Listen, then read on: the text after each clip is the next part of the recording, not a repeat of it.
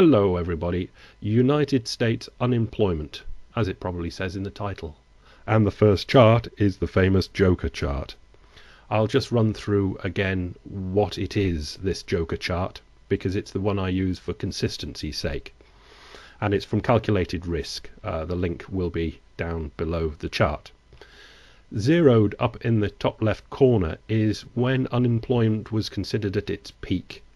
Or peak employment would be more accurate. Let's say 4% would be a normal sort of number for peak employment or unemployment. Depends which way you look at it, because there's always a turn or a churn in employment.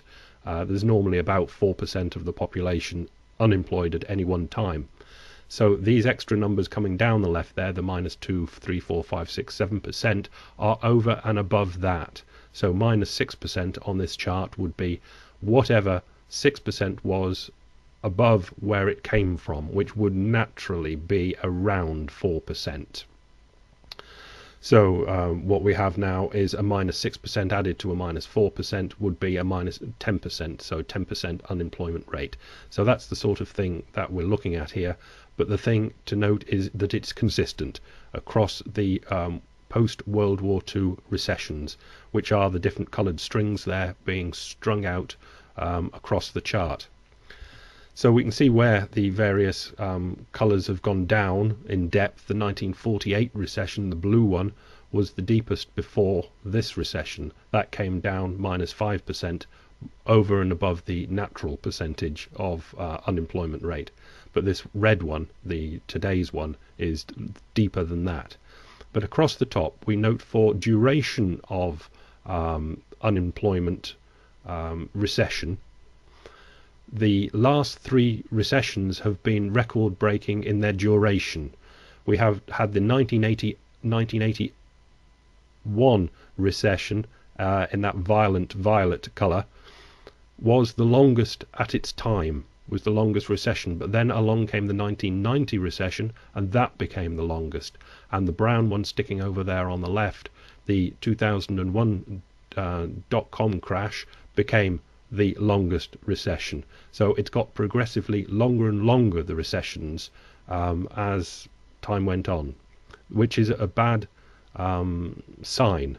And unfortunately the 4th recession, or the next recession in line, which is this one, the red one at the bottom, looks very, very capable of breaking the record of the 2001 recession, because you can see along the bottom the years go by.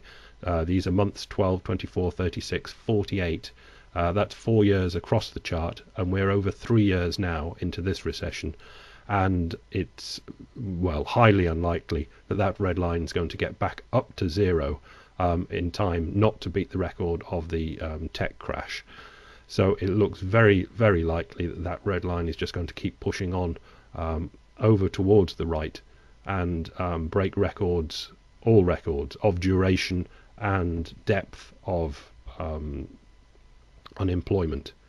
Or it's just consistency that this chart shows, that this recession is something wildly different or more than anything that's been since the Second World War. Okay, next chart is the M ratio from the St. Louis Fed. Civilian employment population ratio. Basically, the Fed keeps an eye on the population of the United States and an eye on the amount of people working, and makes a percentage of the two. I've drawn a red line through them so we can see that where we are now was first crossed, the 58% of population working was first crossed in 1953. So you could say that we're back to 1953, and I put 2013 in there with a question mark, asking where we will be 60 years after we first crossed the 58% employment percentage.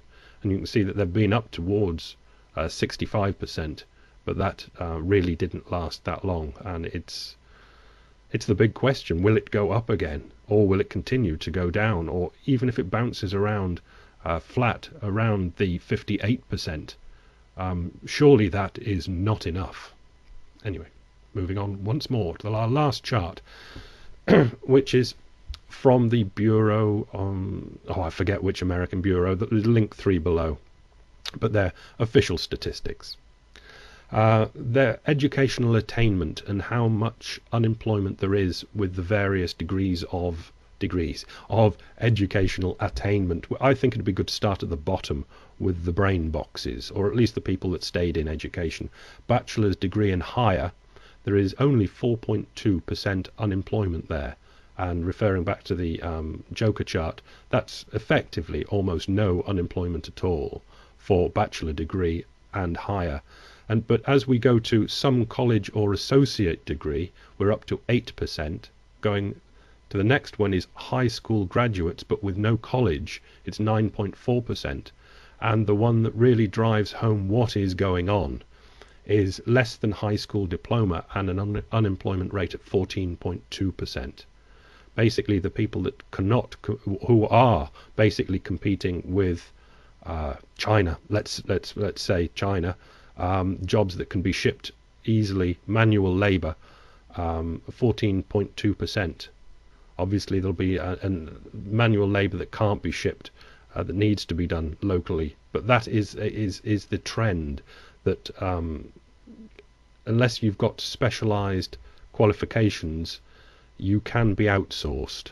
And what we'll definitely see in the future, coming down through high school graduates, some college associate degree, that will slowly be eaten into as they offshore more and more of the even more educated jobs. There is actually no real reason why many jobs should stay in one country if they can be done cheaper abroad. And that is a major problem that the Western world has yet to work out how to sort out, because it's only going to get worse. Have a good weekend, everybody. Bye.